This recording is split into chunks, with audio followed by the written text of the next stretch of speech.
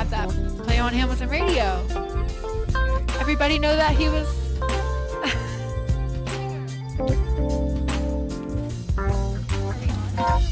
Facebook Live? I'm trying to see. Are we Facebook Live?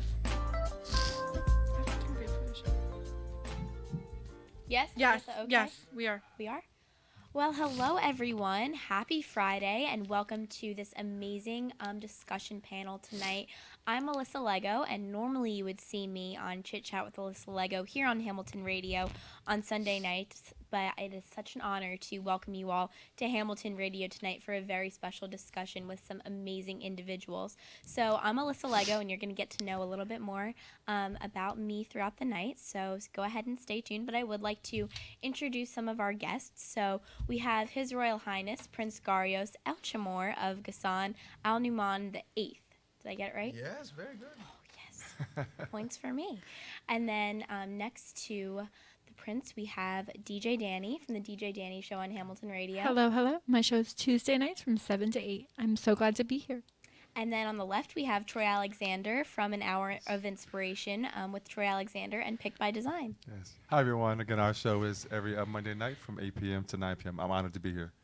Thank you, Your Highness. Well, we're so excited to have everybody here tonight. This is going to be a really inspiring and spiritual discussion and also a very productive discussion. I'm so honored to be sitting here with so many like-minded individuals. So you're definitely going to want to stay tuned. This is a 2-hour special, but trust me, you will not get bored. We're going to have so many different topics that we'll be discussing, and it's going to be a really special one. So we're so honored that all of you have tuned in tonight to hear us speak, hear about our passions, and also hear a little bit about how we can make the world a better place, which I think is a great thing. So, Always. It's always the best thing.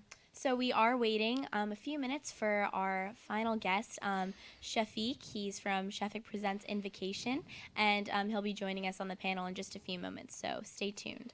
So I would like to direct my attention over to Prince Gharios. So you travel all over the world, but the last few weeks you've been spending some time on the East Coast. So I know you went to Washington, D.C. last week, and then you're in New Jersey now. So can you tell us a little bit about your travels in the past few weeks and what you've been doing? I know you did something super cool the past few days. So. Oh, thank you. Ooh. Well, thank you so much for having me. It's a pleasure, it's an honor to be with you. Well, we are doing an initiative that's called One Voice for Christians. That the objective is to raise awareness about the situation of Christianity in the Middle East. So we know that Christians are the most persecuted group in the world. Definitely. 70% of the persecuted people are Christians. But in the Middle East, we are living a very serious emergency. So if you combine all the statistics exponentially, there'll be no more Christians in the Middle East, the cradle of Christianity. By 2055, right? 2035, around 25 to 30 years. Oh, that's Yeah. so sad. So in Yeah. 5 years, the Christians of Iraq, for example, they went from 1.5 million to less than 200,000. So the situation is very serious. So we decided to create this initiative, and my family is one of the last Christian families to rule in the region. And so we believe it's our duty to raise this awareness. So we created this initiative that consists in first to go to mainstream media, try to produce some professional documentaries and short videos, and people can go to One Voice for Christians on YouTube, can Google One Voice for Christians. You have many documentaries and short videos with a lot of information. And we are producing now, because we want to produce this, as many documentaries as possible, promoting all the other organizations that are working for the Christians in the Middle East. And we are producing now this film called The Invisible People, which is like Al Gore's Inconvenient Truth, but about Christianity in the Middle East. And we've interviewed already 25 people.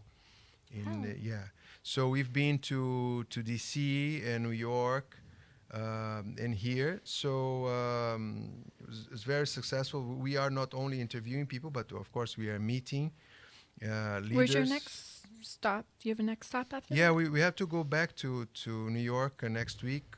We interview the Apostolic Nuncio for the Apostolic Nuncio is the ambassador of the Vatican Okay. for the United Nations.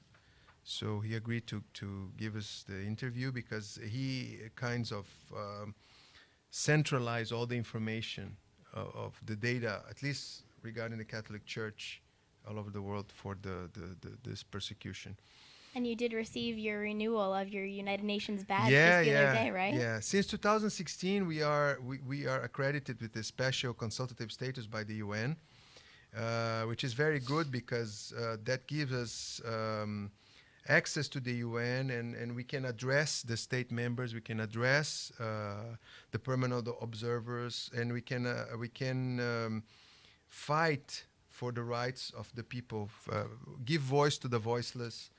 And so every year I have to go there and renew because of security they give you your ID until the 31st of December of each year. So I went there and I got mine. And we have many people. We have access to all the UN buildings in the world, and we have people that are going and participating in the meetings, and we really want to do because as I always say, there are a lot of people, a lot of organizations that are working so hard to save Christians and to help Christians and to bring to give food to refugees and to attack the consequences of the problem. We did that for some time. If you go to our websites, you see that photos of us giving food and giving medicine. It's an amazing thing that you're doing. We really appreciate that. Thank you. Getting the word out there is really hard. Yeah, but we decided, we said there were so many great people doing great things. So instead of being another organization doing the same thing, we decided to attack the causes of the problem. Okay. So we are first raising awareness and putting the case in the mainstream media. And also, we are trying to create major global strategies for the problem. We are trying to empower, for example, because there are two kinds of persecutions. You have the active persecution, which is the one you watch on CNN or the ISIS. And we had also in Sri Lanka, Nigeria, so many places, so much terrible things. Very depressing. Yes. And you have what I call silent persecution. The silent persecution is something that is going on for over 150 years, and a lot of people didn't realize that, which is a lot of people are leaving the Middle East because they have no opportunity. For example, in Lebanon, the majority of people that finish college, university, they immediately think about leaving. And Egypt is the same thing. Wow. So these people are not directly persecuted, but they are living. Right. And they're feeling the effects of the persecution. Exactly. They are living like second-class citizens. So why I would stay in a place that treats me like a second-class citizen? I would try my luck in another country. So that is harming the numbers of Christians in the Middle East a lot, because they are already a minority, and every young man or young lady that leaves is one family less. Right. So it's very sad. It's very sad. And if nothing is done immediately, we will go beyond the point of being able to revert the situation. What I love about what you're doing is that you're turning awareness into action. So it's not just about the awareness. While it's amazing that you're giving a voice to all of these people, we also need to turn this around and stop this extinction before it becomes too late. So what are you doing to really attack these two causes of persecution to make sure that nothing like this ever happens again? Yeah, one of the persons that is one of the leaders that is very close to us is the Armenian Orthodox Patriarch Aram I. And we interviewed him, and he said, I don't believe in statements. I don't believe in, it's okay to protest, to voice the problem, but you have to do something. Exactly. Because we hear a lot of people talking about, for example, world peace. Of course, we all want world peace. But how are we they going to doing accomplish it world peace? exactly? Exactly. Or what are they doing for that? Are they Exactly. actually saying it, or they're just saying it because they want to look good? Exactly. It's like everybody wants to be rich. Right, It's very easy. right. Okay, I want to be rich. Okay, But how are you Right. going to get there? Exactly. Right. Exactly. So, Start from the bottom. as I always like to say, everybody wants to go to heaven, but nobody wants to die. Yeah. So people don't know Right. the path, and I try to imagine, because the problem is very localized. So you have one kind of problem in Lebanon, a different kind of problem in Iraq, a different kind of problem in Egypt. So I imagine how can we solve the problem with one major strategy. And then, of course, in order to create a strategy, I have to create a diagnosis of the situation in the region. You have to find the root of the problem Exactly. and then collaborate with other individuals. Exactly. So the problem in the Middle East is that you have too many denominations. Okay, you have, for example, under the Catholic Church, you have 23 denominations. You have the Maronite, you have the Melkite, you have the Armenian Catholics, you have the Coptic Catholics, you have, Syrian Catholic. You have many number of denominations, 23. So then you have the Orthodox Church, the Greek Orthodox, you have the Coptic Orthodox, you have the Armenian Orthodox, and then you have the Protestant churches, you have the evangelical Pentecostal churches, you have a number of denominations. And each of the leaders of those denominations, they can only address their own flock. They have no power. For example, the Maronite patriarch, he has authority to speak to the Maronites in Lebanon. And the Maronite they are influential in Lebanon, and they have, for example, they have a very small group in Jordan, but they have no political influence in Jordan. So the Coptics right. are very influential in Egypt, but they have no influence in other. So how can we solve this problem?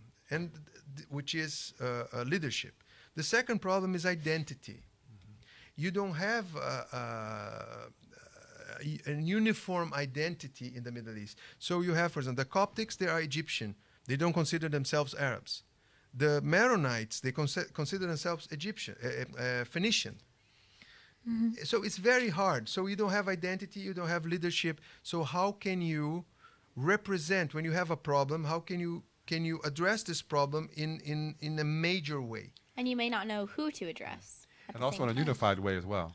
Yeah, they have a very little political power. Right, They have right. very little expression outside their own sphere of action, which is their own flocks, their own communities. right. So how can a small denomination address a country, a regime? It's very difficult.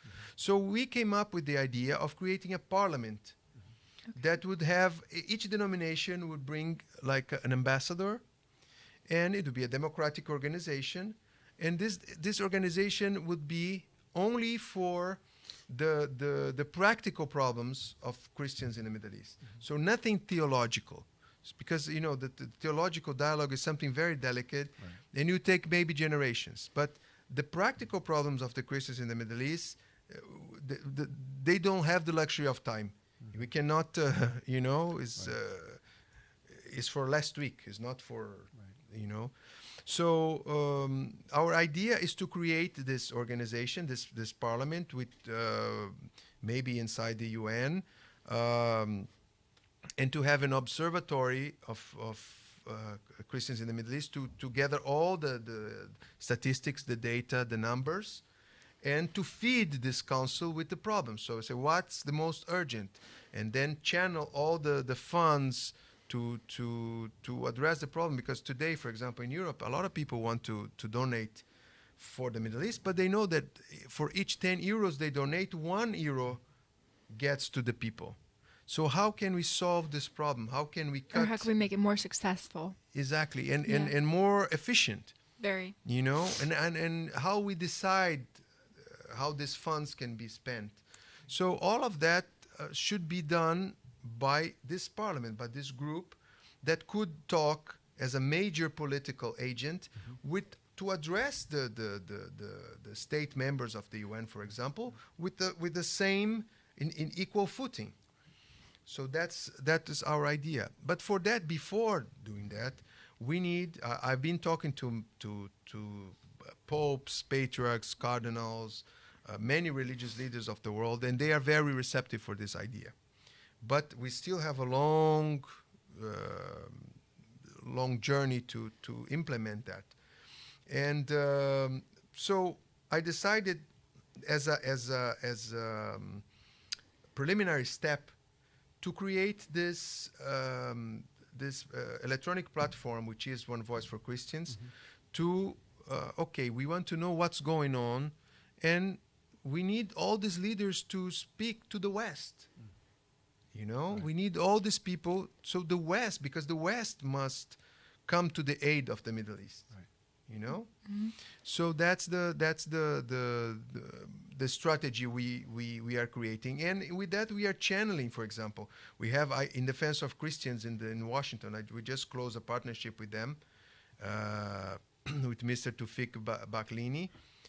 He's doing an amazing job of lobby with congressmen and senators in Washington to try to recognize the situation in the Middle East as a genocide, to use the power of the United States to help Christianity. So he's doing a great job, but nobody knows about it. Only the people involved. So we are giving voice to them also. That's amazing. Yeah, and promoting his work. So we have many organizations. We Are Christians in Germany.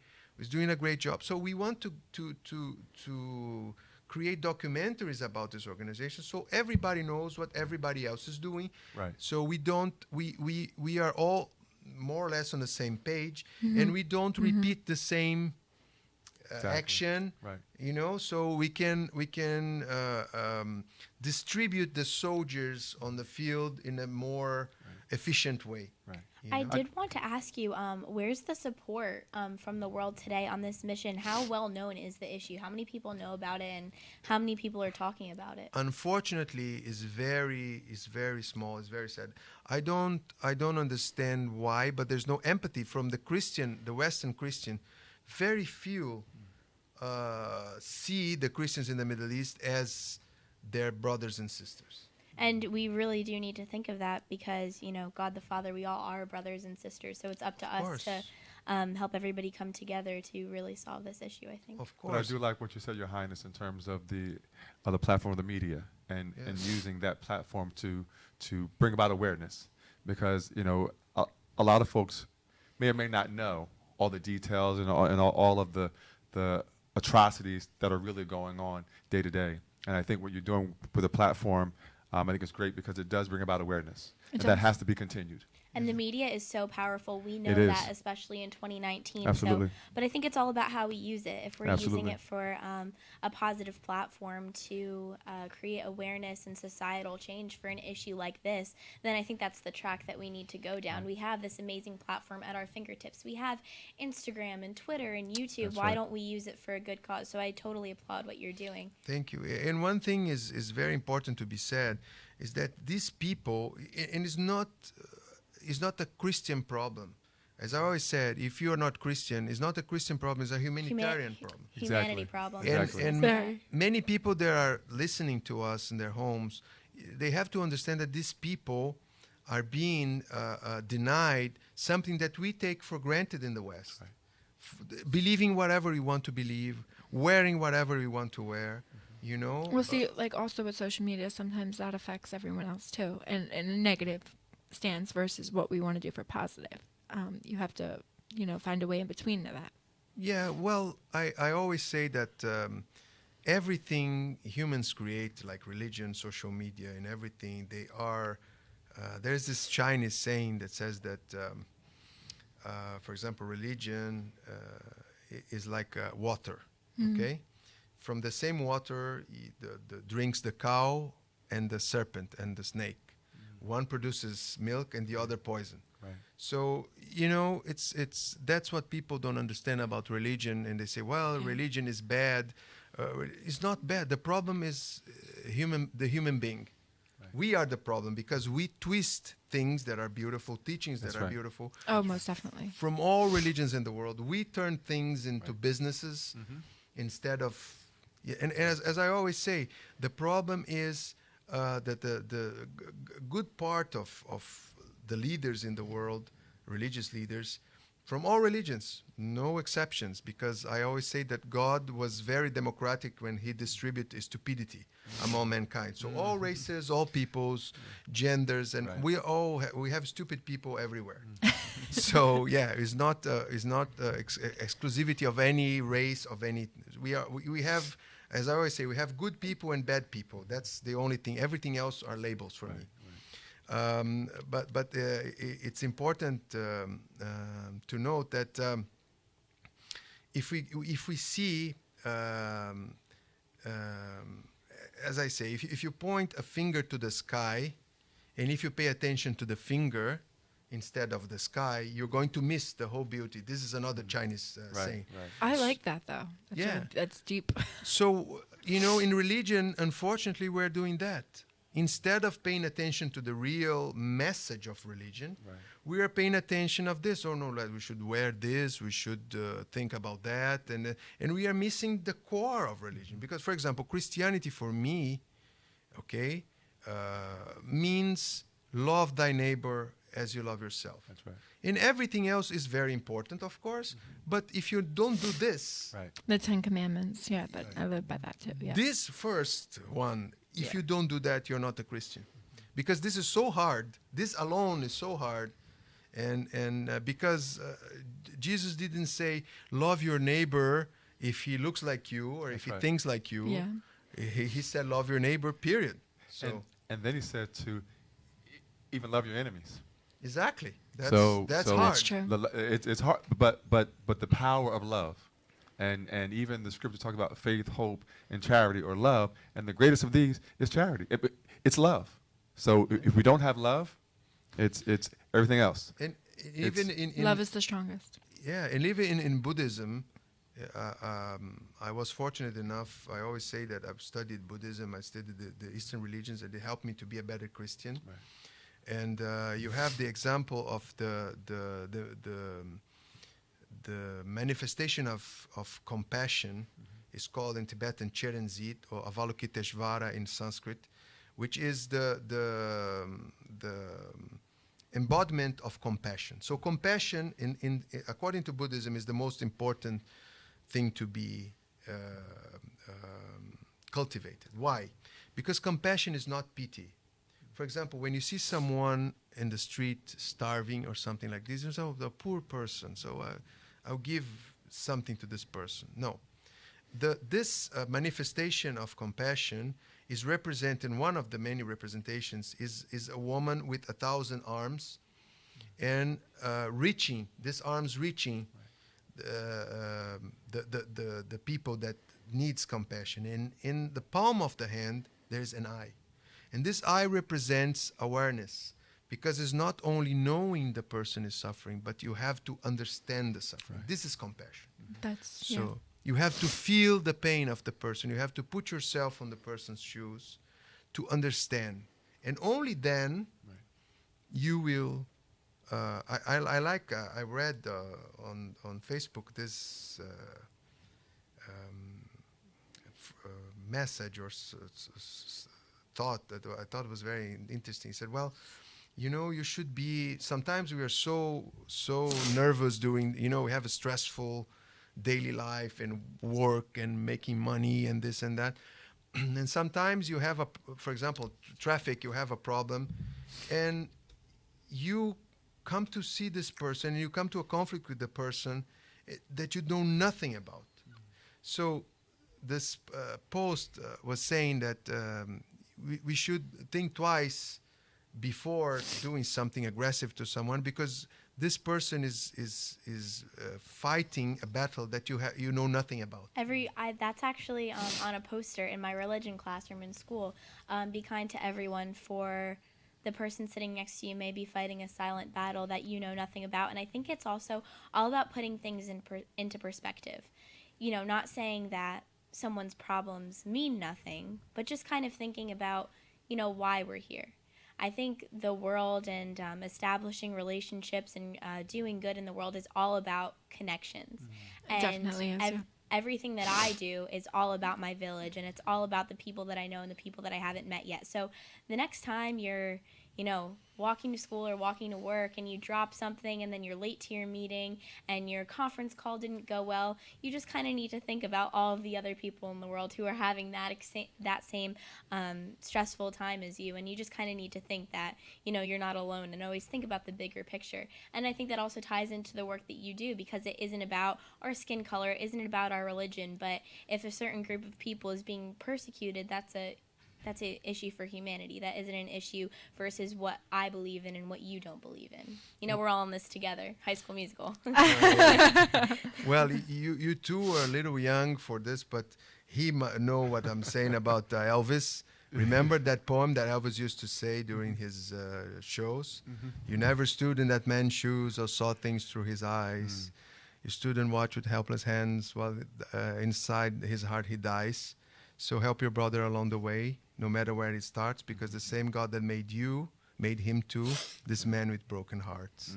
That's so beautiful. And so for me, when you start seeing that we all have our struggles, we all have our sorrows, we all have you start seeing maybe we are being too rough with other people, and maybe, we are... we all have our struggles. So I always say, Your Highness, but by the grace of God, there go I, and so it could be me. yeah, of and course. and for a lot of situations, it was me, and so it's always the love of Christ is something that is prominent in my life. So it's something that I try to emanate, not just through words, but it's an action. And so we talk about love and so forth. I wanted to ask you, because you talked about earlier about the freedom of expression, the freedom of religion, of how we're able to express ourselves, and how in the Middle East that isn't as open, allowed, afforded. Can you just talk a little bit about the lack of freedoms that actually exist? So those who are watching live on Facebook or listening on the call, why we should appreciate the ability to have the freedom of religion here.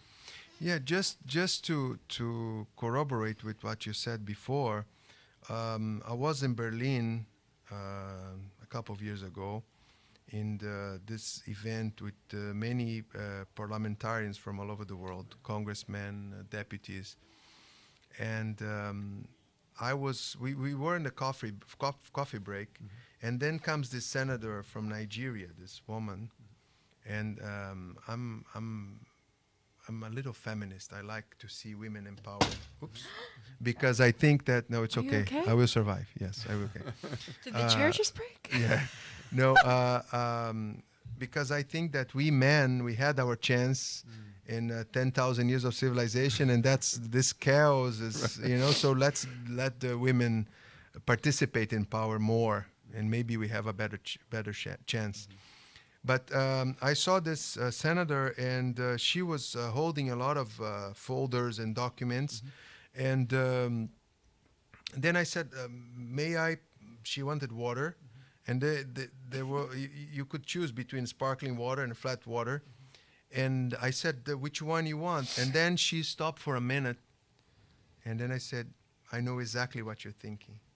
I said, I know there are people in your country, they have to walk like Miles 20 for water. miles for a bucket of muddy water. Right. And now you have the chance to choose Wow. between, sparkling Powerful, water. powerful. So there's a lot of things in the world that we don't realize that right.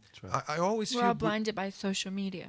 yeah, I always mention when I'm eating, I said, my God, I'm so fortunate to have something to eat, but not only that, to be able to choose. Yes. What you would to like eat. What you would like to eat. Choice. Yeah. So people don't Yes. realize that we are That's so right. fortunate to Yes, we things, and because we are in this crazy lives, we don't realize that.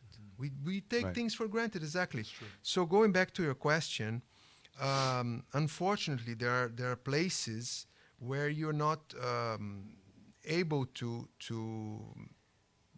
be a Christian or to be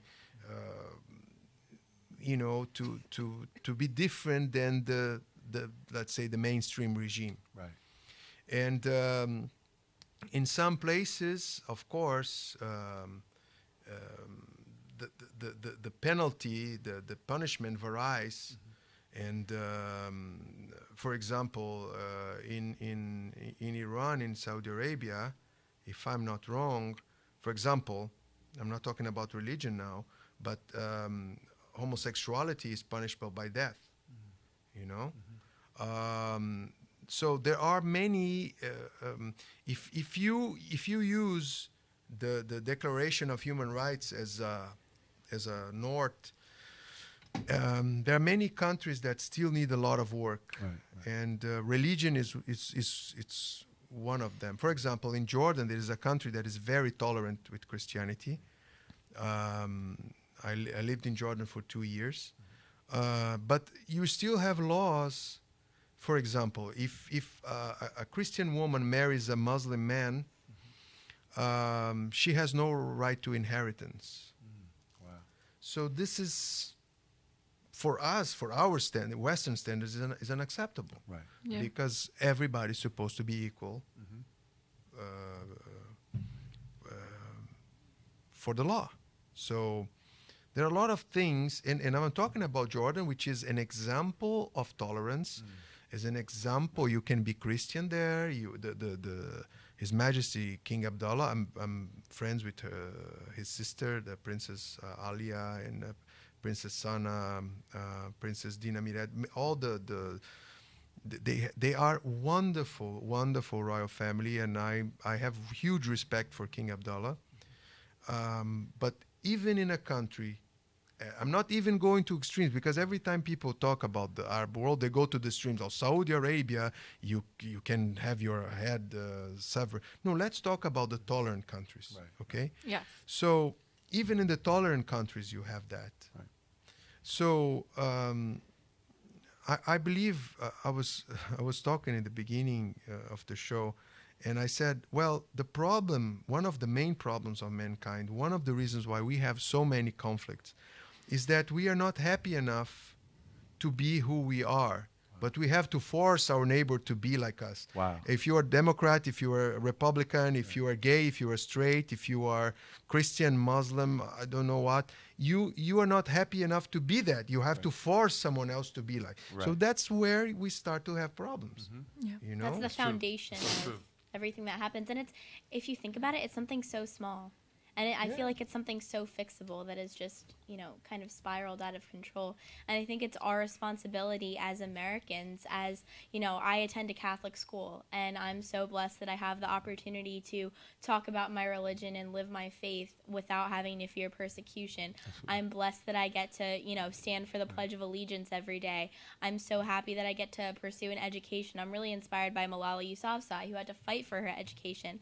Unlike some woman in Saudi Arabia, I'm learning to get my license right now, and I'm blessed for the opportunity that I can drive. So I think it's our responsibility to realize the privileges that we have.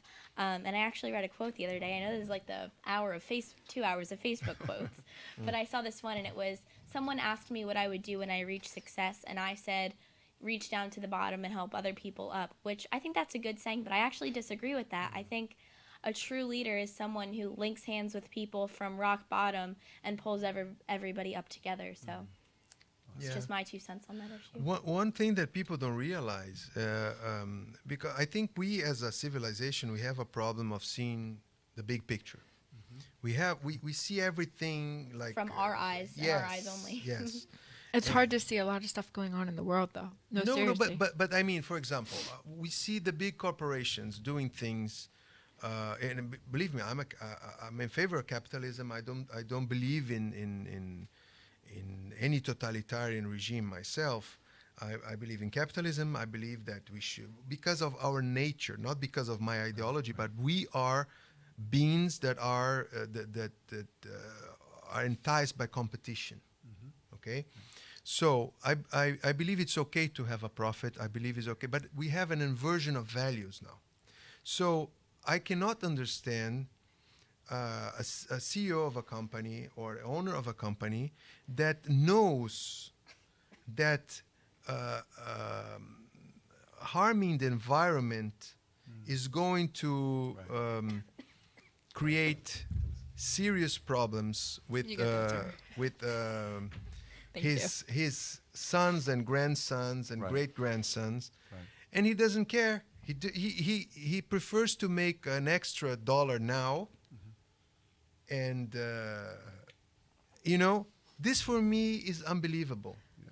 This for me is unbelievable. So we cannot see the future. I give you an example in Brazil. I was born and raised in Brazil because my family had to live in exile because the Ottoman Empire was killing all the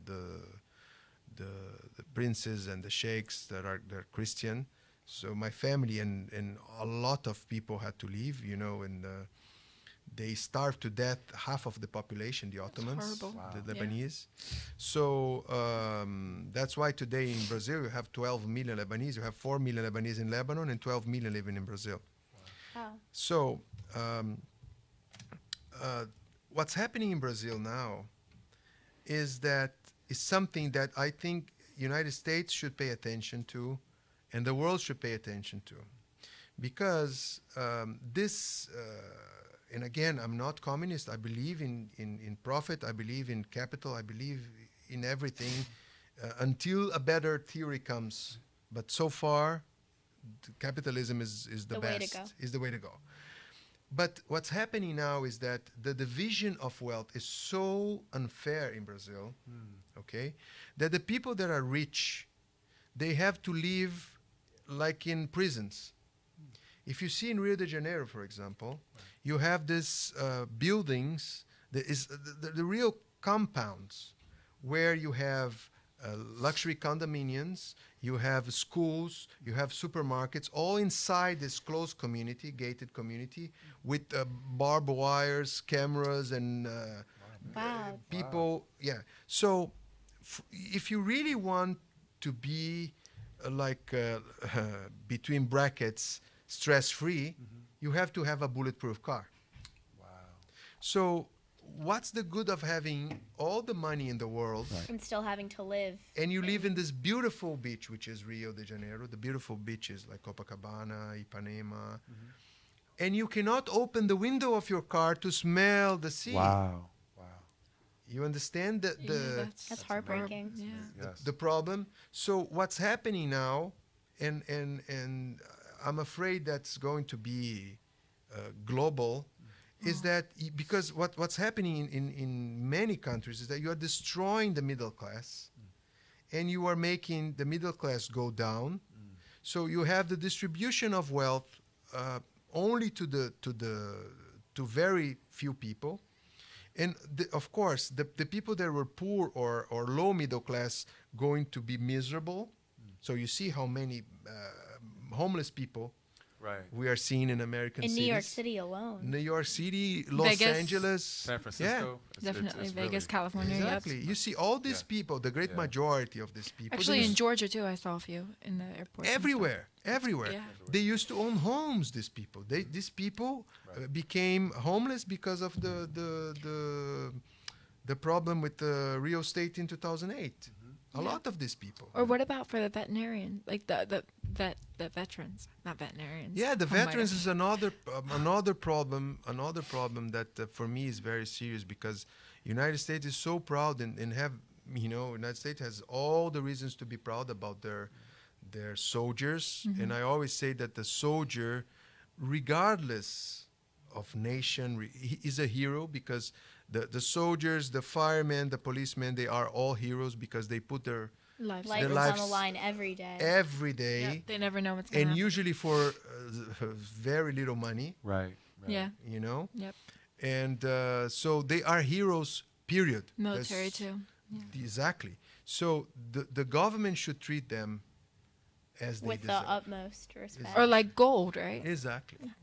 Love that song by Toby Keith, American Soldier, but I also think it applies to people in all like facets of service. It's I don't do it for the money. There's bills that I can't pay. I don't do it for the glory. I just do it anyway. And I mean, even if there's somebody who doesn't want to pursue a career in the military or in a position of service, I think that's a lifestyle and a mindset that, you know, everybody should adopt. Yeah, I see a soldier, a policeman, and a fireman, and all these people, nurses also, some nurses. Yeah. This is, I remember Mother Teresa, and she was, you know, in this very, very poor places in India, and she was like treating these people, you know, with all kinds of diseases and everything. And someone came to her and said, you know, I wouldn't do that for any money in the world. And then she said, me neither. You Wow, know? powerful. So Yes, yes. this is not about money. This is about a call that a person has. Human. Yeah. So, and we I believe we should treat our police officers better also. They are humans. They make mistakes. But imagine if your life is on the line every day. Right. You know. Well, they never know. Yeah. Yeah. So how? Of course, they are human. They make mistakes. They should make less mistakes. Of course. You know, we should be. I'm not saying okay, let them do whatever they want. I'm not saying this, but I mean they are putting their lives, and people don't realize that. Right. People think okay, it's another job, and the veterans the same. Yeah. The veterans the same. So the I think that the number of I don't know the statistics exactly, but I've read that the number of veterans that killed themselves after Iraq that is bigger than the number of people that die in the war itself. And the statistics regarding post-traumatic stress disorder is skyrocketing. Yeah. Probably, yeah. And I you know, it's really about a humanistic, you know, about caring for your brother and caring for your sister, caring for the human. And I agree with you, Hannes. I think, you know, when you look at firefighters, again, you mentioned law enforcement, again, teachers, those who Those who help to make us grow and keep us safe and heal and help to correct, you know, yeah, we tend to not sort of, they're not the highest on the pay scale in terms of the support that we give them as a country. And then for those who do give us our service, who come back, who sacrifice their lives, you know, I'm always confused about a homeless veteran. Yeah.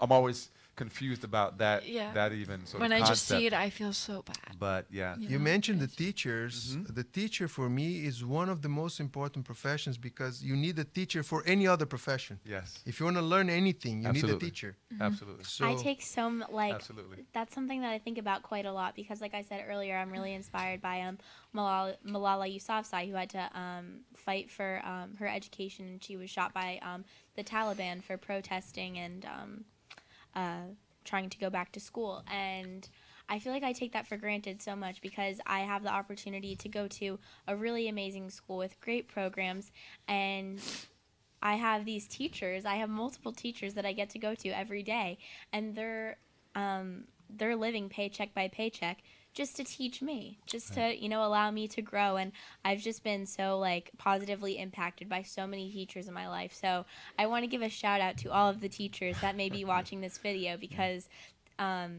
your hard work does not go unappreciative. So if you're a teacher, shout out. Shout out to all the firefighters, the veterans, the police officers, anyone tuning in. We appreciate everything you've done. yeah, Oh, I thank would you like for to your give- service. Thank you for your service. Absolutely. I'd like to give a Absolutely. shout out to my pop-pop who's probably listening and watching because he was in the Air Force. So Awesome. love you, pop-pop. Great. So I want. Okay. So please, please. No, I wanted to ask Your Highness. You talked about the role of the Parliament, and I wanted to ask in terms of the structure. I know on your website you talk about the Middle Eastern Christian Council. Where does that fall in line in terms of the structure and the organization to try to achieve the mission that you're trying to reach? Yeah, that's exactly the idea, is to create this international agent that is able to deal with governments in equal footing. So we need to have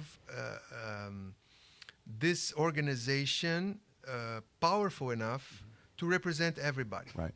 So that's the only way you can fight the giant.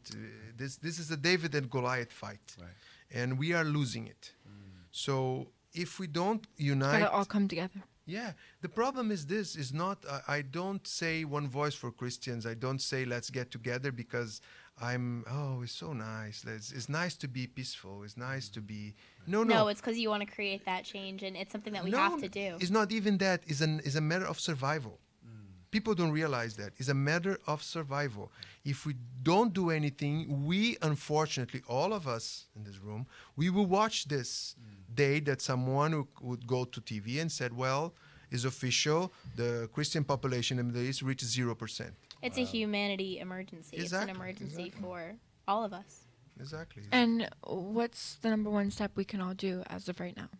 Well, Like if we walk through out of this room today, what can we do? well, we need all the help we can get. We need money, of course. We always need need money. donations. Okay. You can go to the website and see how you can donate. We need your input in social media, sharing, and Do you have any special hashtags that people can use in one places to one tag? voice for Christians. Hashtag one voice for Christians, everyone. Yeah, and because it's a very grassroots cause, and for us is we do everything with our own hands, and people think, oh, he's a prince, he must. I don't have oil fields. I pay for Netflix and HBO like everybody listening to the radio. I'm not special. So I'm just part of this family, and I decided to take this duty of my family because I always say we lose our privileges, but we don't lose our duty. Wow. That's very So deep. we have no longer any privileges, but our duty is the same with our people. Right. So because I always repeat this, and I want everybody that is listening to me to pay very much attention to what I'm going to say now. I believe that titles as a personal honor are absolutely useless in the 21st century. Absolutely useless. Okay. The reason why I keep this tradition and my family keep this tradition is because we believe we can be relevant in the society. Because I don't look myself in the mirror and say, oh, Your Highness. You know, I look myself in the mirror every day and say, oh my God, I'm fat. You know? Oh no, So- you shouldn't. No, yeah, yeah, that's the waffles. I've been this trip. I've been eating waffles every day in hotels, and this has been the disaster. But You gotta treat yourself. yeah, but talking seriously is I don't believe in the deference, the respect that is addressed to me is not to me as a person. It's to my office. Right. Because my office is 18 centuries old, you know. So I'm a regular person. I eat hot dog sitting on a curb with you. I'm a regular person, but I represent this dynasty Yes. that has been losing everything for the right of being Christian. So So we need to come together and try to. yeah, we have to we have to come together first because the United States has been always this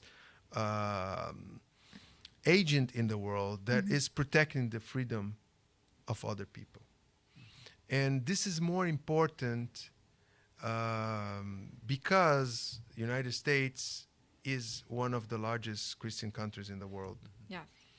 and if you believe in this cause, you should do something. You should do something. You know, the something that doesn't cost you anything is just to share our videos, share. We produce a documentary about if you like history, you can watch a documentary about my ancestors and how they ruled. And a lot of people don't know this history. I had to translate that from Arabic and to bring this history to mainstream because the Christian dynasties in the Middle East are completely forgotten. You know, first because the Western historians didn't like the Christians because they were Arabs, and the Muslim historians didn't like us because we were Christians. Okay. So we fell in this, empty place of not, because people, when you read history, you think, okay, everybody that is important must be in this book with unbiased opinions, and so this is exactly what happened. And I've learned that unfortunately, when you read history, you should not only read the information, but you should read who wrote it. Exactly. And what was the interest and influences of that That's person? Right. That's right. Yep, I think that's 100%. For example, there's one Greek historian named Procopius that wrote about my people, that if you take what he wrote, there's a lot of prejudice. So I had to study about him, why he wrote that. Right, exactly. Okay. So he had open prejudice. But that's known only for the scholars, the high academia. Right. So the general people don't know. So we have to bring this information to the general people. Right. So that's we definitely need to, and make an awareness for it. I wanted to ask you, Hannah, now, your nonprofit, One Voice for Christians, is based in California. Is that right? The Royal House is an international NGO. Yes. Okay, so the Royal House has many arms.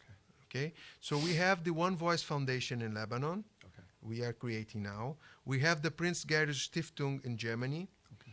And we have also in Lebanon the branch of the Royal House. And we have also groups in Canada. We have groups in Brazil. Yep. Germany, I said already. Lebanon, Jordan.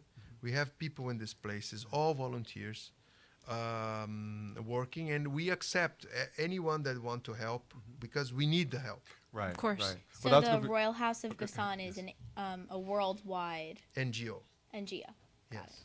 With accreditation from the UN. Right. And, of course, recognized also by the IRS here in the United States as a nonprofit. Right. So any donation that is given is tax deductible. To expand your voice, have you ever considered having chapters? So, like, if someone from Jersey wanted to have a chapter of One Voice for Christians, is that something that you would? Of course. As I said, we need all the help we can get. Right. Because it's a David against Goliath. Yes. Yep. We're the underdogs. But- by the way, we are David. But at least we know how it ended, right?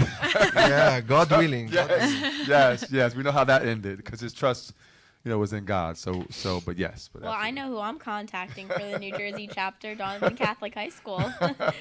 I'll bring it to my school. So, Yeah, we need all the help we can get. So we are very, very fortunate to have support from many people, but again, we need a lot more. Right. Right. Okay. And that's what we're definitely here to help with. And any way we can try to contribute or Thank you. I really get the word appreciate out there. Any Really. journey to creating change is definitely a very long, tiring, and treacherous one, but this Yes. is a really incredible start. So on that note, we are going to be taking a 5-minute intermission from the program. So stay tuned and come back in 5 minutes for some further discussion. Thanks, everyone. Thank you, everyone. Thank you. Wait, so are we going off?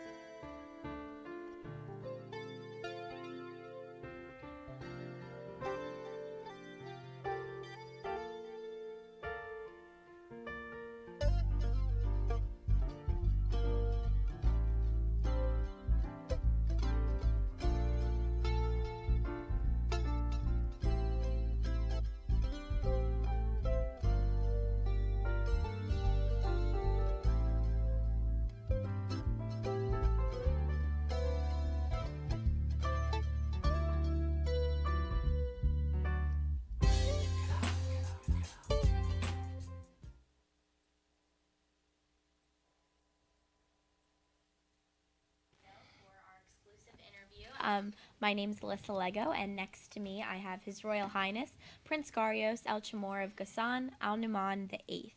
And next to him we have DJ Dani from Hello. the DJ Dani Show on Hamilton Radio. Next to me is Troy Alexander from An Hour of Inspiration on Hamilton Radio and Picked by Design. And we have a new addition to our panel for the second half of tonight's exclusive interview. So, Shefik, would you like to introduce yourself? Well, I've been here a guest on your show before. Yes, you're a two-timer. Gonna be on And, mine next. Yes. Yeah, so I have my own show that I do. Chef Presents Your Vocation. It's a syndicated show on 23 stations around the country and a video series to go along with it. So Very cool. Beautiful. And you kind of made this connection for us, so it's Yes. really awesome to see. Absolutely. I like bringing people together and We things like that. appreciate it. So. Yes. Well, you are like the networking guy. You are who I go to for any new like networking opportunities. So I do have a special question for Your Highness. I would like to ask about your book, Middle East, The Secret History and Possible Solutions. So could you tell us a little bit about that? Yes, I wrote this book because I wrote two books. Okay, the first book is the most boring book in history. I doubt it. No, it is because it's a 500 pages book about dynastic and nobility law. So I kind of got Interesting. yeah. Well, if you like history and law, maybe. I'm a huge history buff. Or So if you have problems sleeping, I always recommend this book. You read You 2 won't have pages. insomnia anymore. You read the 2 pages and then you sleep. But my second book, I'm shopping now around for a new publishing company. Was awarded in Italy. This book and congratulations. thank you. Absolutely. You're welcome. It talks about this cover up. Let's call this cover up that happened from historians all over the world. That's called the Middle East: The Secret History and Possible Solutions. So the first part of the book talks about exactly why there's a lot of things about the Christian dynasties in the Middle East that we don't know about. Why that happened.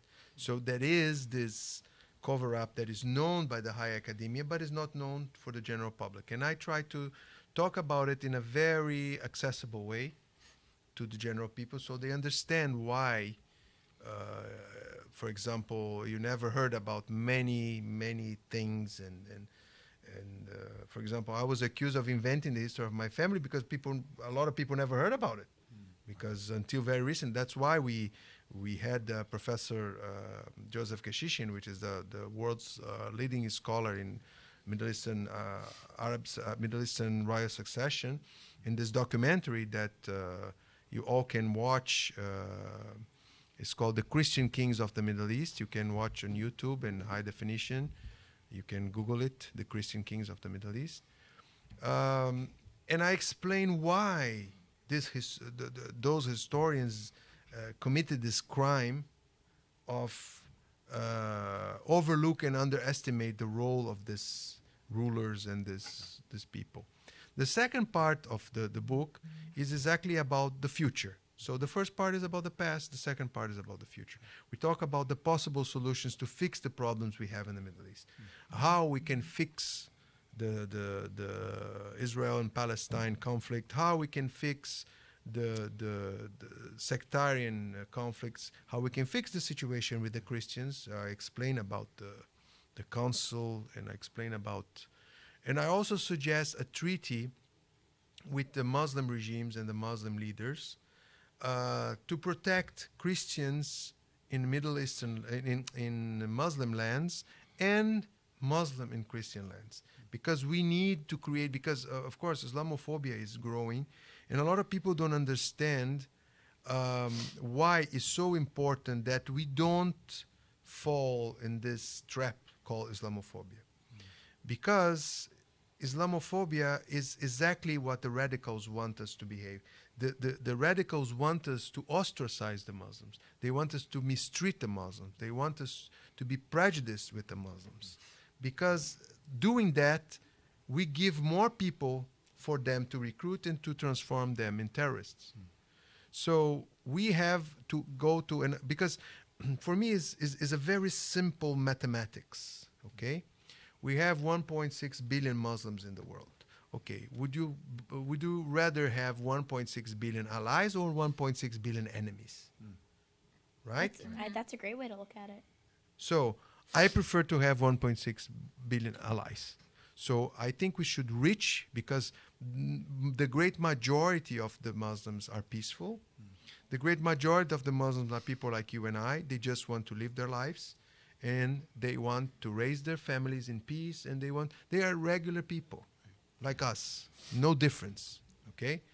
And I even suggest, if you are Christian, if you are Jew, if you are from other religion, you know a Muslim family, you should reach to try to know them and to understand them. You might not agree with the way they live and what they believe, but this is okay. There is this saying that says, if you want a person that agrees 100% with you, look yourself in the mirror, because it's the only way you can find a person that agrees 100% with you. So we don't agree 100% with him, but I'm sure, as I always say, in any kind of conflict, okay, usually we fight for the 10% we disagree instead of unite for the 90% that we agree. Right.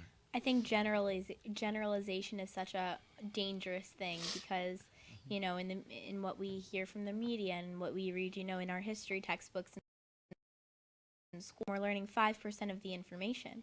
So it's unfair to discriminate all Muslims as, you know, terrorists, and it's unfair to discriminate all Christians as, like we were talking about on the way here. It's unfair to say that all Christians are like the KKK. Yeah, exactly. Yeah. Well, you said about generalization. I coined this this phrase that says generalization is the mother of a prejudice. The father is ignorance. Wow. So the moment that we take the whole for the one, we create the racism, prejudice, homophobia, Islamophobia, Christian phobia, all kinds of phobias, all kinds of stupidities that Separate us and separate divide us. Yeah. And as I said in the beginning, we only have two kinds of people: good people and bad people. Everything else is a label. Exactly. So what was the writing process like for both books? Well, the first one was funny because I was writing this thesis, and then I said, well, you know, I should write this book because you cannot find a book specific about the subject in English. It's very hard to find. So I decided to write this book and also to substantiate the claims of my family.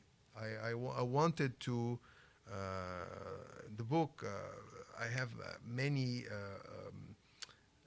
references and citations from bona fide authors and about international law. For example, I have to study a lot of international law to understand. So I put together this book.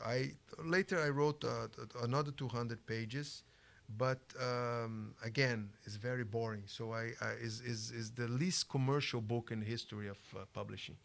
But the second book, I believe, as I said, was even awarded in Italy as the international Abruzzo Festival of Culture in the category of history in 2014.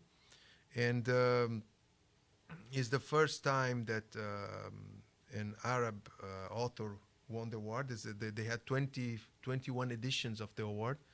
It was the first time. I'm of course, from my mother's side, I'm also Italian and British.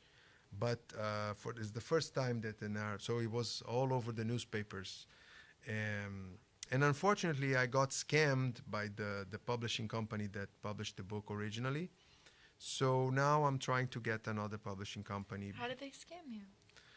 Oh, it's I don't know if I can talk about it because they are under the owners are arrested or something like this. Okay. Yeah. Oh. They kind of sold the book and they sent me like a check for 12 cents, and they sold the book for 2 years and never sent.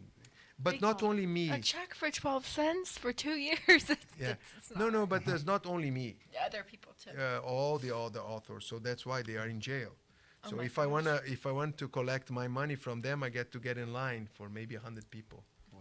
So it's okay. Yeah, there are always little You're bumps first in in the line, road though. like that. I hope they enjoyed it. But if there's anyone that can publish my book, I'm open to. Oh, where can people publish it and get their hands on a copy? Well, if someone wants, they can write to my people at info@princegarios.com. Okay. Info@princegarios.com. We have somebody here at Hamilton Radio that publishes books if you're interested. Ava. Oh, very cool. Yeah, of course. So- I'm interested because it's a book that it's So we can help you very get in the word vogue now. Yes. It's something that And you won't be screwed over. I hope- promise. I hope so. More than 12 cents, too. Yeah. Yeah, so I'm, I so, wanna- I'm, so I'm wondering, when you were writing this book and sort of researching it, did it help to further define your faith? So I know you did it for historical purposes to find more about your family, but did it really define who you are as a person and your faith itself? Well, as I said to you many times, and I said before you arrived, for me, I'm a very spiritual person, and I believe in a God for everybody, because I believe there are people that religion is nothing but our way to relate to God, and the religions are the way we call it. What do you call it? It's like the language. Yeah. So I'm Christian, and I was born Christian. I was born Roman Catholic. I had my grandfather was Maronite. My grandmother was Greek Orthodox. But because we were born and raised in Brazil, my father and I, we were raised Roman Catholic in the Latin Rite, and I was raised by my mother's side also Italian. So Italians are usually Roman Catholic.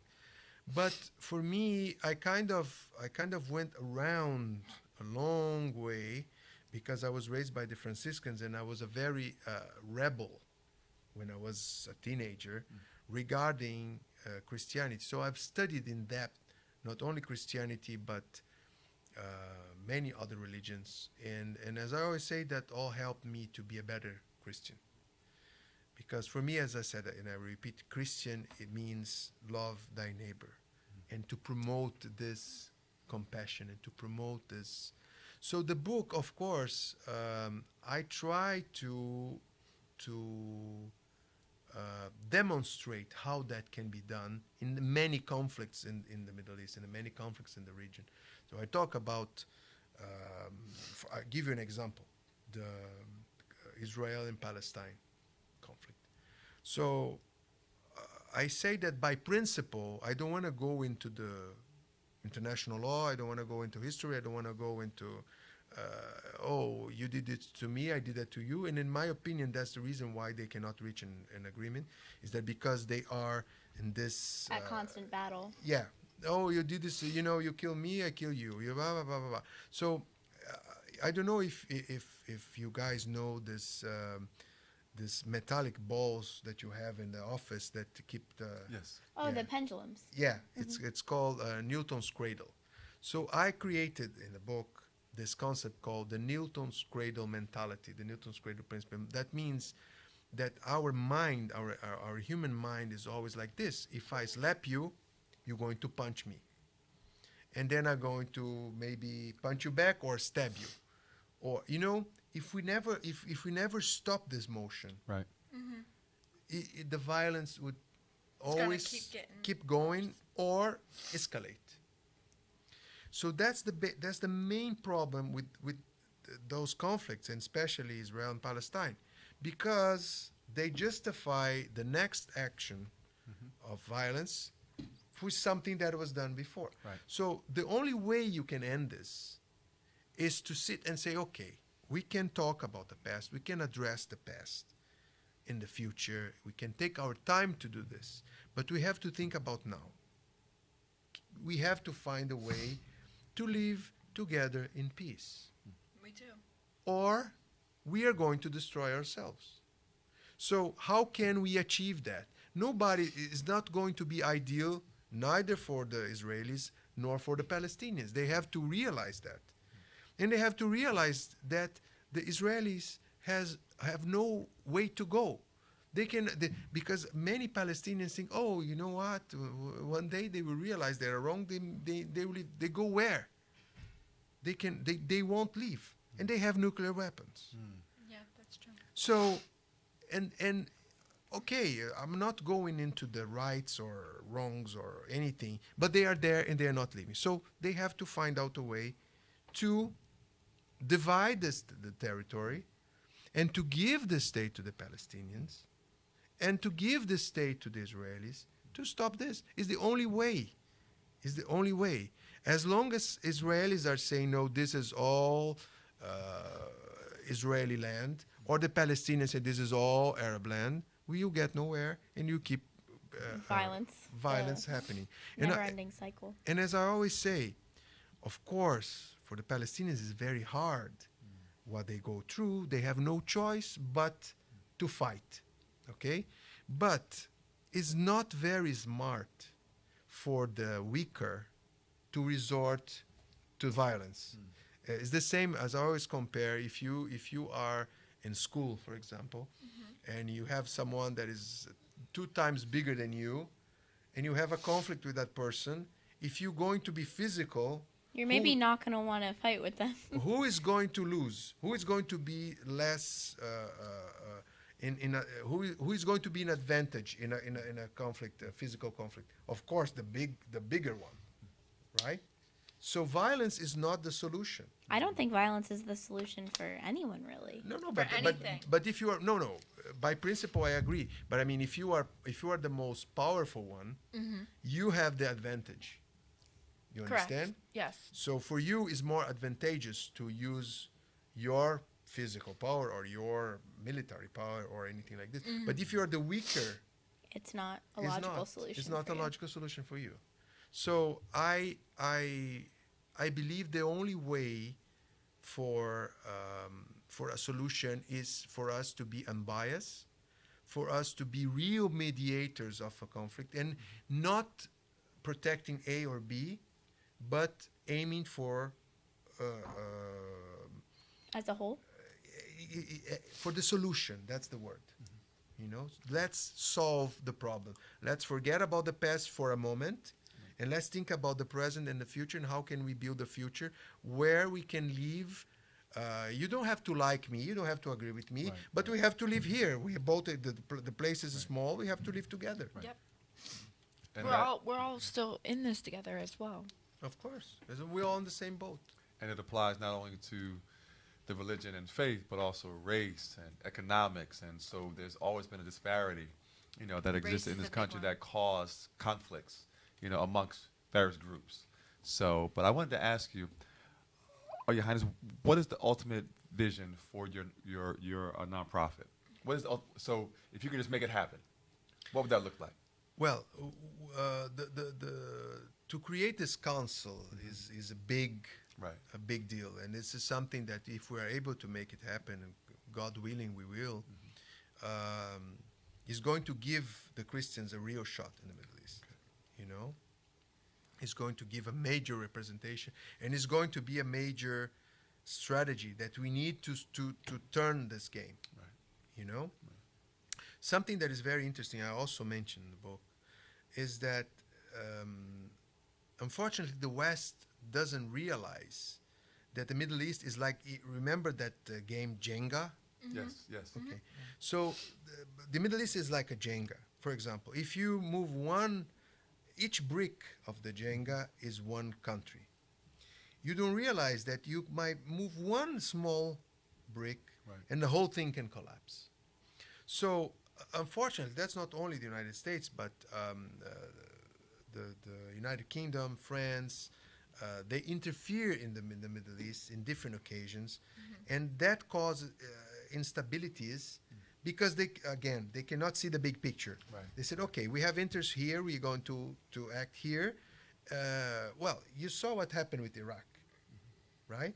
So, because of one mistake made in Iraq, because of the weapons of mass destruction that didn't exist, um, but I'm not saying that I agree with the war, but I can understand the principle that moved President Bush.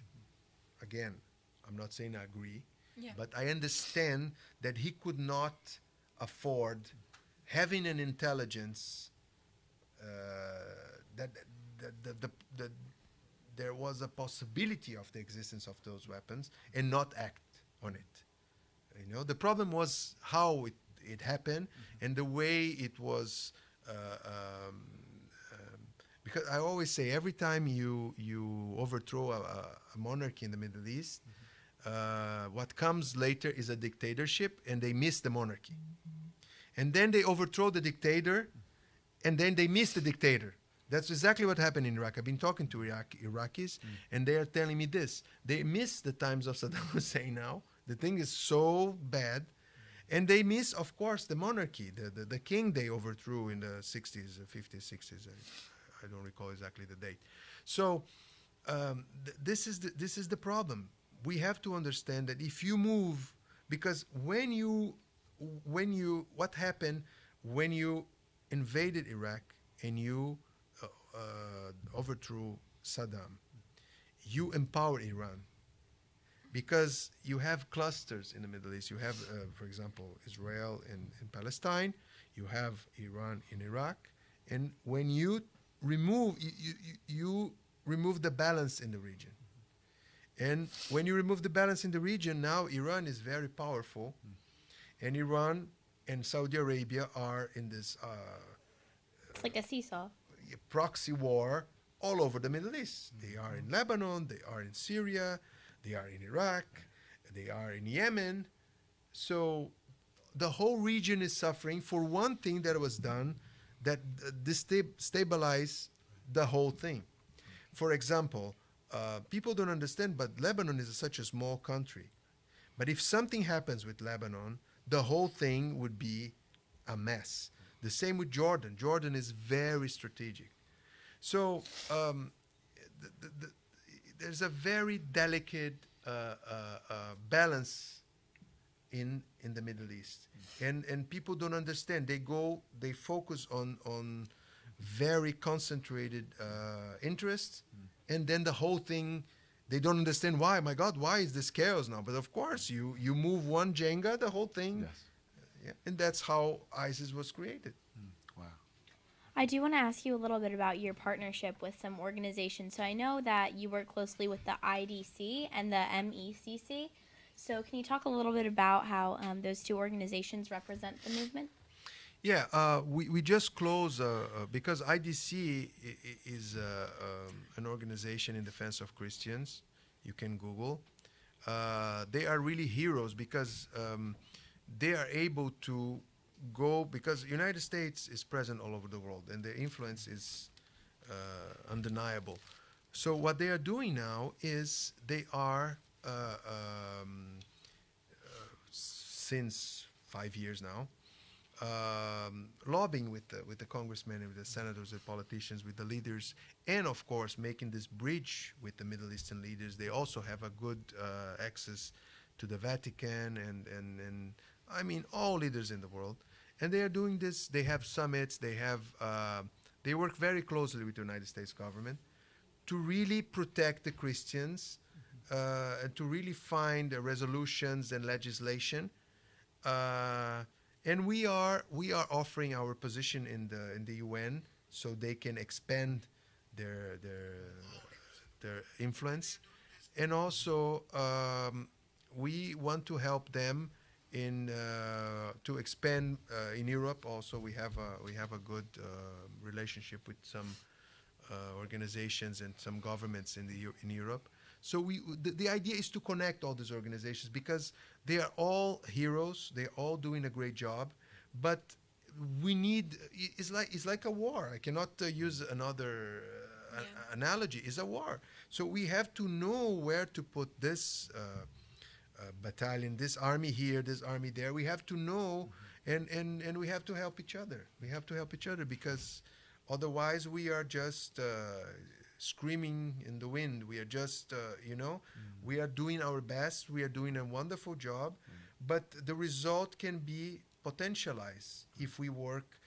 I'm not saying together because each organization has its own governing system or anything. I'm not. I don't want to be the coordinator of anything, but I just want the organizations to know what each one is doing, so we don't do the same thing, Right. or we do the same thing because this might need more people, more organizations pushing for something, or if we have enough people doing this, we have the people deciding to do that instead of this. You understand? It's to organize.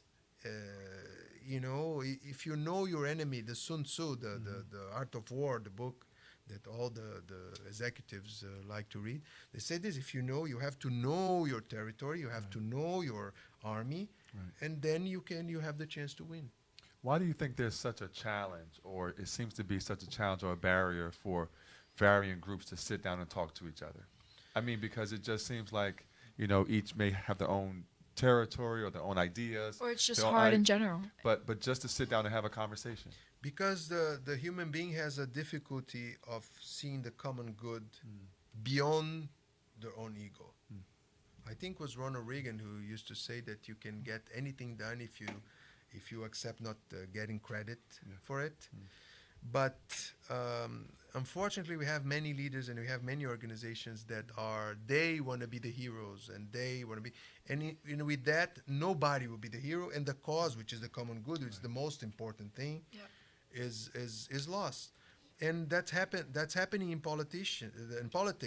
And I even recorded a video some time ago, and I talk about this division that we have today. Us against them, and who loses with that. We've been talking about that on the way here to the radio, and this is something that the problem. One time, someone asked me if I learn anything about philosophy and about religion and about spirituality, which advice, some teaching that is universal, that is inevitable. And I said, well, it's called balance.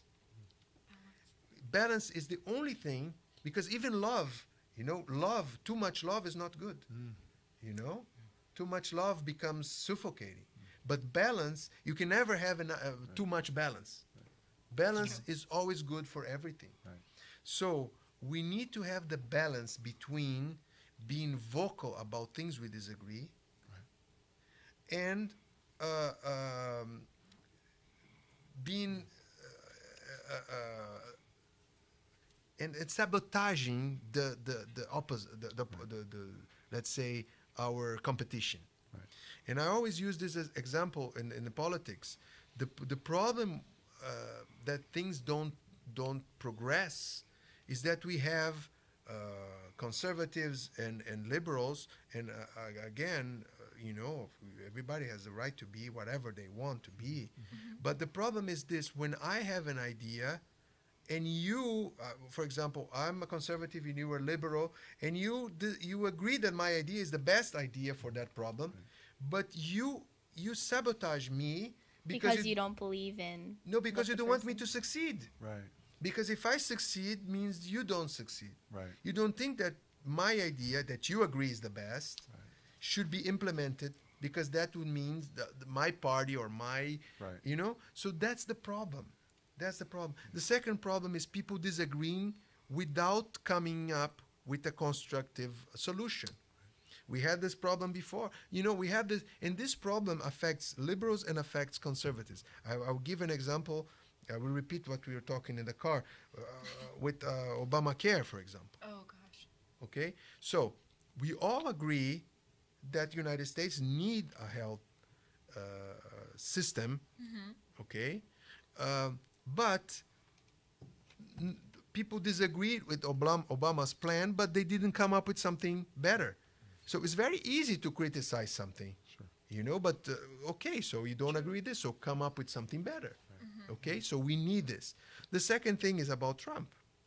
You know, I'm not saying I agree with him or disagree with him, but I mean, people are going after him, uh, uh, you know, with a lot of severity, and they forget that if the country, if he fails, the whole country fails.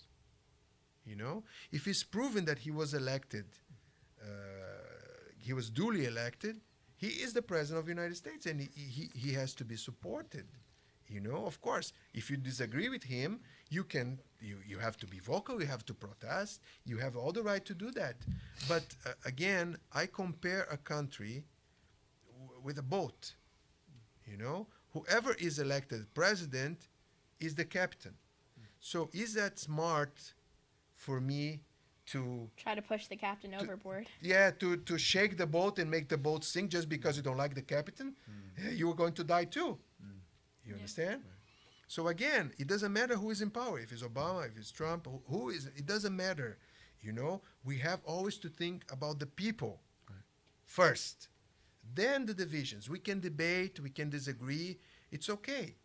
It's part, but for us to make democracy work, we have to be constructive. That's the word, constructive.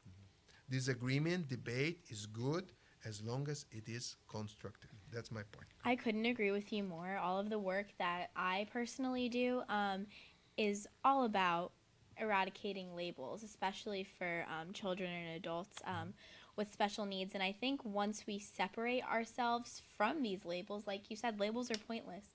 Whether it's a clothing label or race or religion or beliefs, whether you're conservative or a liberal or what country you're from or just the different beliefs that you have on a certain issue.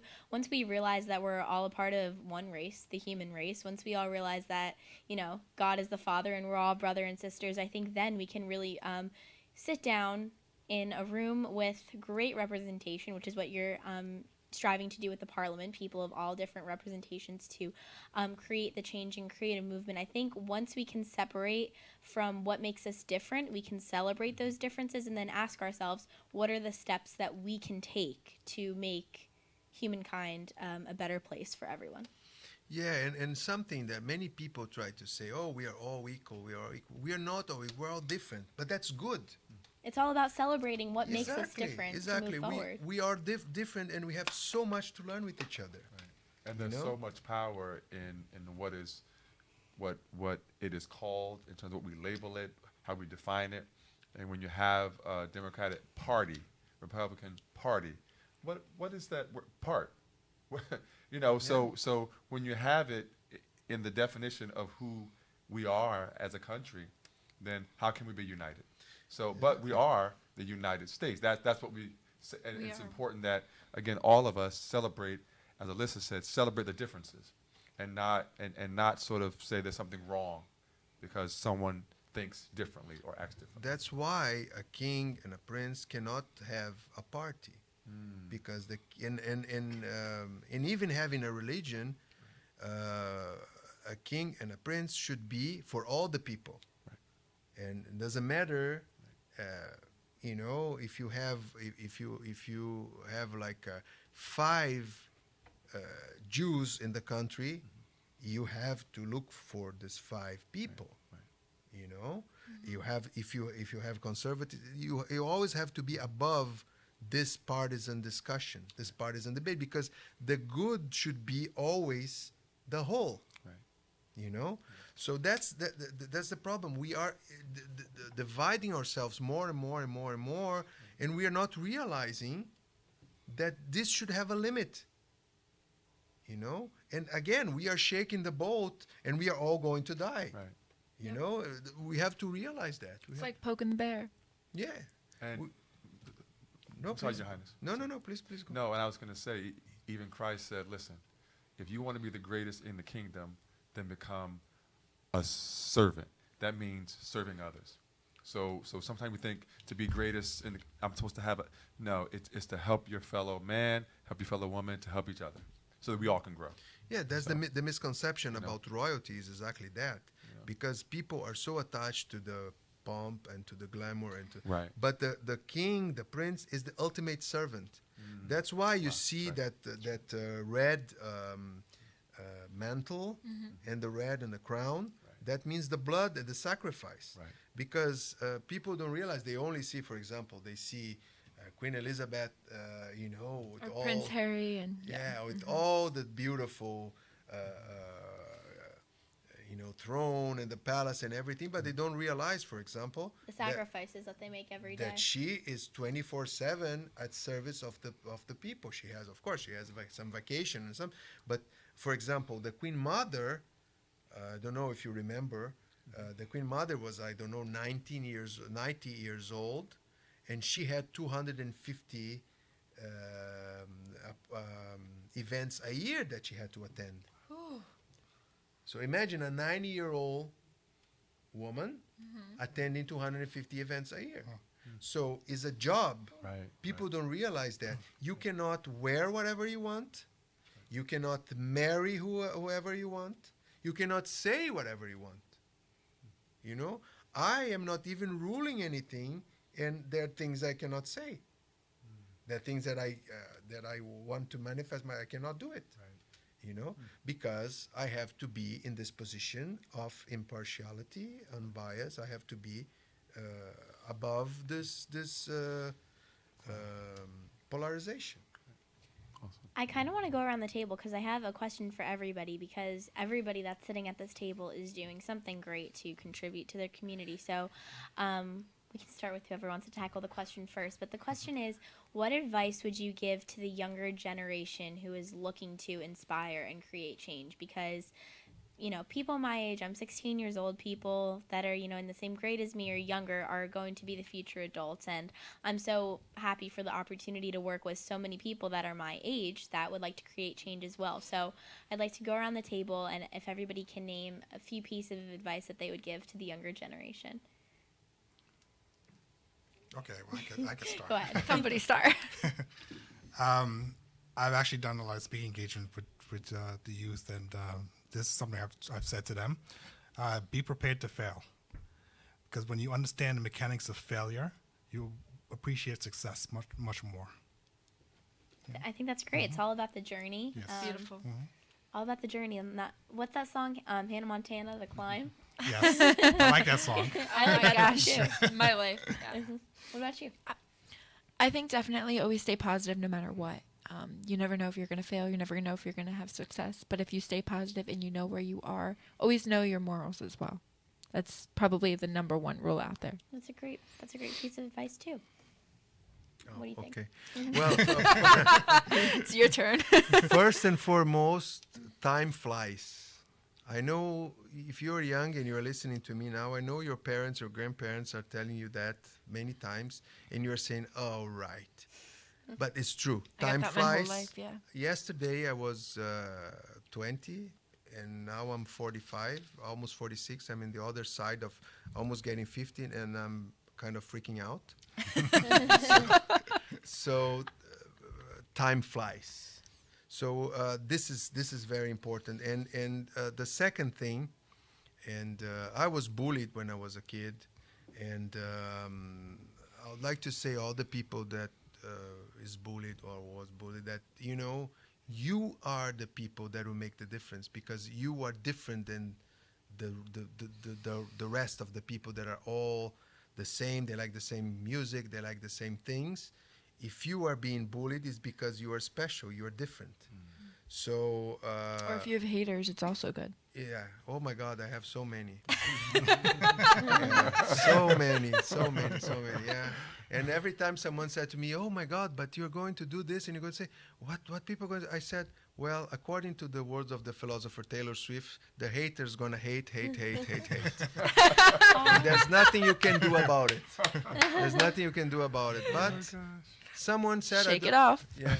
Someone said, I don't remember exactly who said it, but they said that if you have enemies and if you have people criticizing you, it's because you stand for something.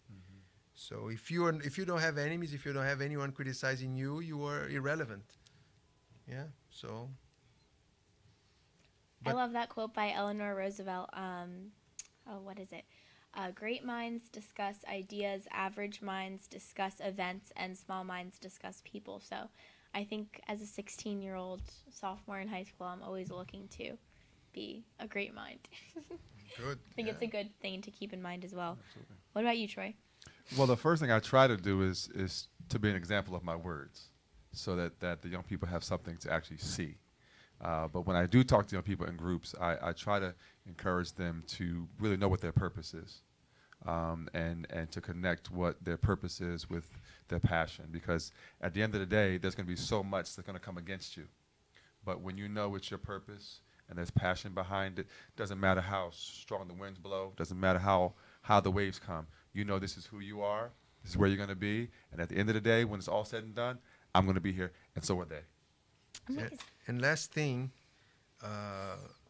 believe in the dreams, Absolutely. because miracles exist and dreams exist, Mm-hmm. and if you work hard enough, Right.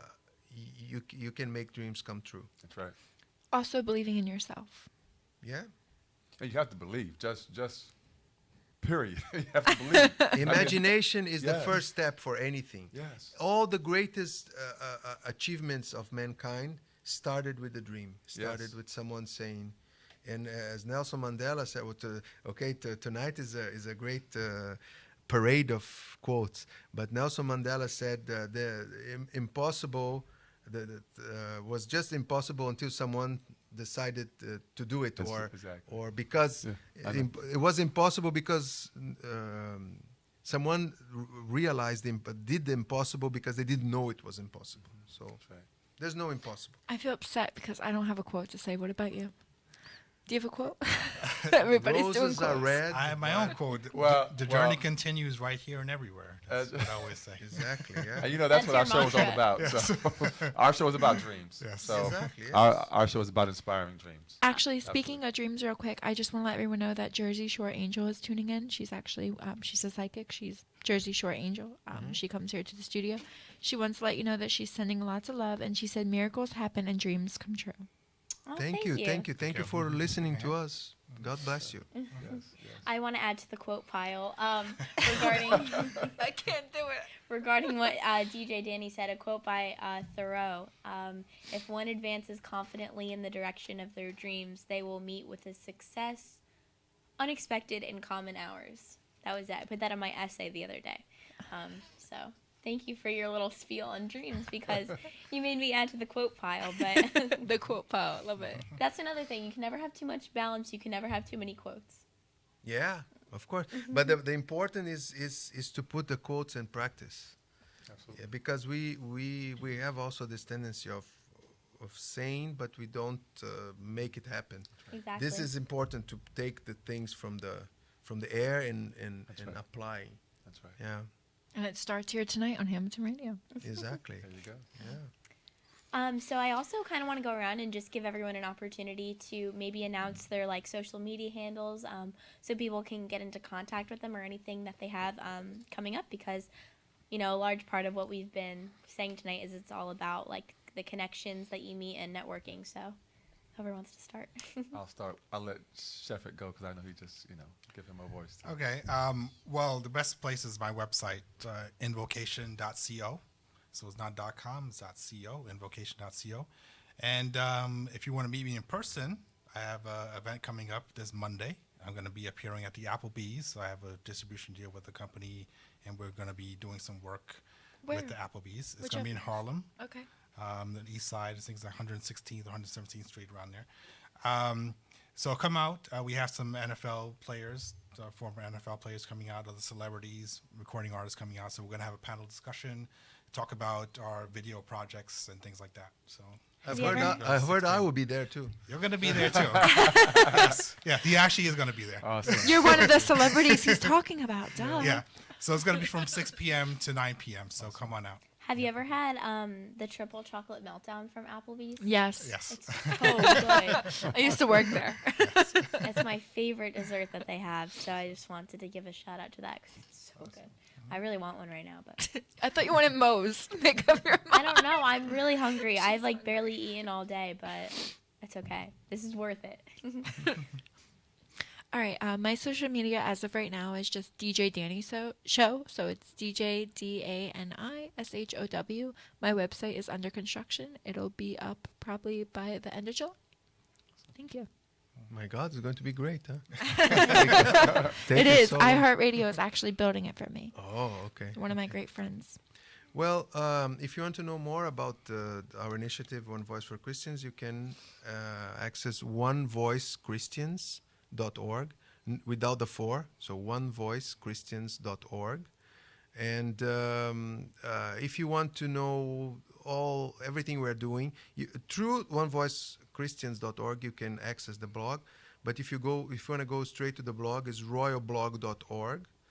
And you can also access princegharios.org, royalghassan.org. What about YouTube? I know you have a YouTube channel as well. Yeah, One Voice for Christians, YouTube. You got Instagram? No, I deleted my Instagram because I don't like social media very much. I think it's for me it's too much work to deal with that. And but I have a Facebook page, a public page.